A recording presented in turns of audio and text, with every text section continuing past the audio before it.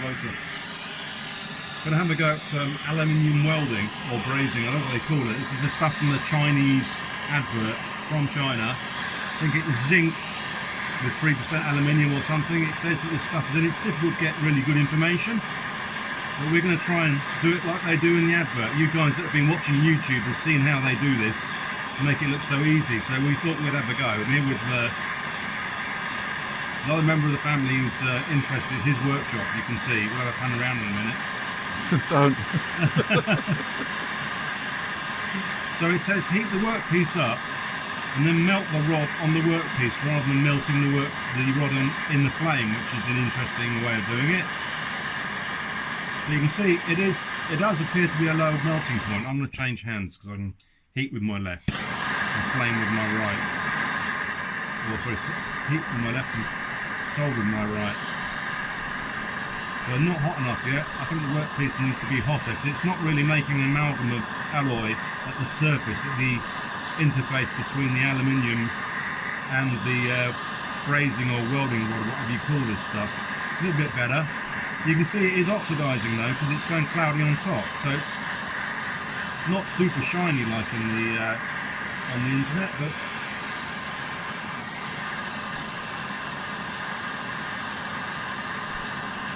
yeah, we're sort of getting there now. And they go round and round like this and just fill the gap in. But like, almost exactly like that. It bloody worked. Let's have a look at my workpiece. This is honestly the first one I've really tried after we cleaned the rod. I think my rod was dirty. You can see it is a bit scaly, but not bad. I will file that down and put a file on it and you can have a look at it afterwards. But it did fill the hole up. So let's see what it did. Okay, so look, we filed down the top of the weld pool, and yeah, it's made a reasonable job. So we're just going to try drilling a hole in it and see how tough it is. With a fairly... Gosh.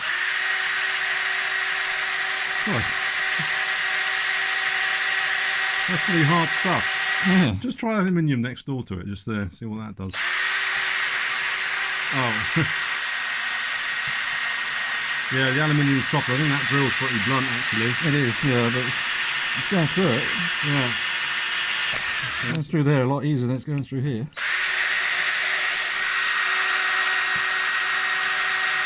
Oh, so I'm put some weight on it. Yeah, so it's what is this stuff? I don't know, it's bloody hard though, I'll tell you. It's Chinese wizardry, that's what it is. Right, so is that right now? It's cold. Yeah. Yeah, so what we did, we on this one here was the first one that you saw me doing, and we hit it and it popped out. So there was no bonding onto the aluminium, although it looked like for all, you know, to all the world from the top that it had bonded. And then we did another one, and you can see the result underneath here, where the it's kind of flowed through the hole but not wetted to the sides of the hole, so no structural repair there of a hole. And on this one, which we forgot to press the record button, or somebody did, I got the workpiece much hotter to try and melt the rod on the inside to wet the solder, or what you want to call this stuff, on the inside wall of the hole, with the view or the object of making a stronger bond. So the workpiece was much hotter, and we melted the rod on the inside of the hole. But what happened then was we had a big blob underneath forming, like hanging down just here. So I whipped the rod underneath and just whipped off the blob, and then tried as best as I could to fill in the top, but it still sagged a bit. So which one was it, Mick? It's that one, isn't it? The one with a decent bottom. Yeah, so it's that one there. So what we're going to do now is this hole that is soldered in the middle of the picture at the moment, we're going to try and knock that out with a screwdriver and see if we actually wetted anything, or any actual mechanical bond was made, or whether it's just hanging on by a few molecules. We'll find out. So let's just do a... Oh, I'll just bash it with this. Oh, can you tighten the vice up first? Right, here we go. I'm going to try and see if it comes out. No. No, bloody hell. No, it's in there, isn't it? Mm. Yeah, it's not breaking away from the side. It's just actually breaking. So I'd say that's a structural joint. Yeah. So when you use this stuff, you want to make sure that the aluminium is hot enough to melt the brazing rod. But obviously, if you keep on going with the map torch, especially, you end up with a melty thing, like this melty blob round here, which was the first attempt. So yeah, beware of what looks like a good joint. It might not be mechanical, but yeah, melt the rod onto the surface, a clean aluminium surface, and with some practice, I think with this one, if we had a ceramic block underneath, if we had a piece of ceramic under there, and we filled in the hole by melting on the inside of the wall and filling it up, I think we could have got a reasonable job there. Yeah, yeah. In fact, we might try that next. We'll try that next. Alright, so we're trying to fill the hole in again this time and get a decent infill of a sizable hole like in the videos. And we've stuck a clay tile underneath to support the weld blob because it seemed to be slipping through and deforming under its own weight before. So we're going to heat the workpiece up until we don't quite get melting point, and then we might need to preheat the rod there a bit as well. Yeah. Big blob on the end. It'll melt the end off.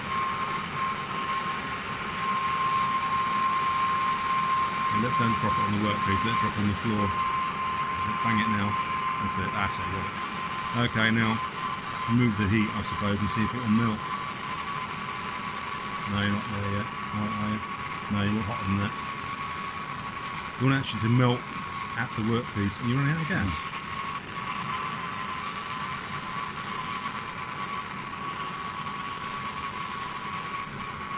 Well, a bit hotter, I'd say. Anyway. Try that. Yeah, it's not melting on the workpiece. You can see it wetted over there. Yeah.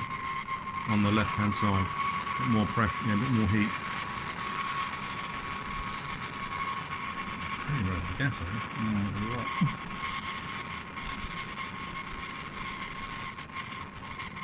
No, we're out of gas here. Where's the propane one? Quick, before it goes out. Where is it? There. Alright, here we go. Your oven has this. Your oven runs out of steam halfway through. Well, that's going to do it, is it? Might be hot enough. The real life engineering situations being coped with here. I think we're. No, that's not going to do it, is it?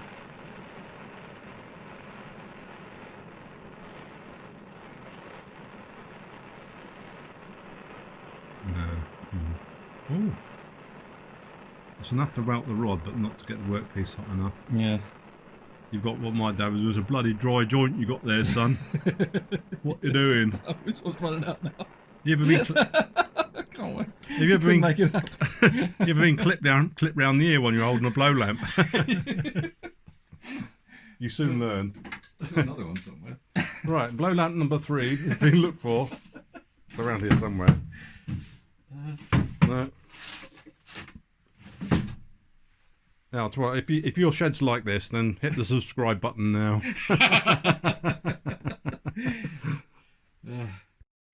So, as you probably gathered, we run out of gas. But it was an impromptu thing because our partners have gone off to do some arty-farty thing, do some drawing. The conclusion, anyway, is that you have to make sure the workpiece is good and hot.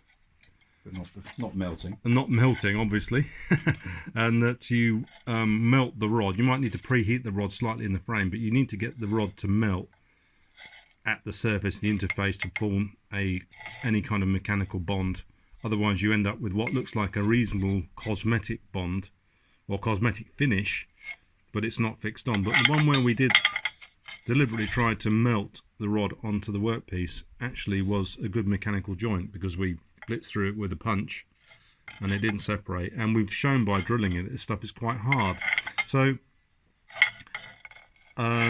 things to experiment with if you get some is we tried a butt joint. We sliced a piece of aluminium, a V-shaped piece, folded the alley, and then tried soldering it, and I think it doesn't flow into the joint very well. So I think if you've got kind of butt joints, then you might have trouble getting a good mechanical finish. They cosmetically look alright, but there'll be no strength in it. So I would try having a gap there big enough to get your stick in to melt the stick on the actual surface, because it doesn't seem to really want to flow into the joint in, with capillary action like solder does, for example, and wet properly on the surface of the aluminium. Now, with a piece, a little bit of practice and some more experimentation, but I thought I'd give you a reasonable overview of the problems you might experience if you buy some of this stuff. But it sort of works, but more work is needed. If you like the video, then subscribe to the button down there, and also leave me a like, because I like likes, and yeah, have some fun if you buy some of this stuff.